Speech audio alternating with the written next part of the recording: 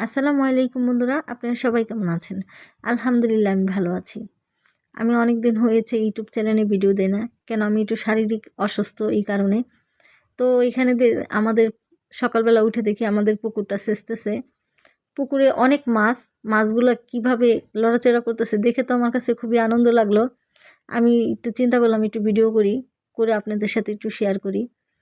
তো আমি বলতেছিলাম আমার আপুকে বলতেছিলাম, "আপু এখানে অনেক মাছ।" বলতেছে, "হ্যাঁ, তুমি বাড়ি যাও না তাহলে পড়ে যাবে।" কেন আমি তো এই কাদার ভিতরে কখনো নামি না, আমি এখানে থাকি না, আমরা শহরে থাকি।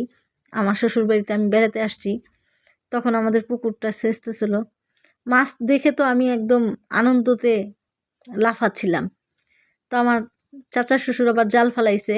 আমার দেবর বলতেছে, "নামো নামো, একটু কাদায় নেমে দেখো কেমন লাগতেছে।" আমি বলতেছি, "আরে না, তোমরা নামো, তোমরা আছো না, তোমরা কাজ করো, আমি দেখতেছি।" তখন বলতেছে, "ও আচ্ছা তাই না?"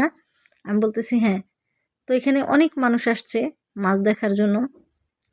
আমার চাচা শ্বশুর আবার মাছ মেরে নিয়ে আসতেছে জাল দিয়ে। তখন আমি আবার বলতেছিলাম যে, "কাকা মাছগুলো একটু উপরে নিয়ে আসেন, আমি একটু দেখব।" তখন বলতেছে, "হ্যাঁ আনতেছি দাঁড়াও।" তো এই মাছ এখানে দেখতে দেখতে আমার কাছে খুবই ভালো লাগতেছিল। এখানে মাছগুলো সব রেখে দিতেছে। যেগুলো ছোট মাছ ওই সব মাছগুলো এখানে রাখতেছে জালের ভিতরে।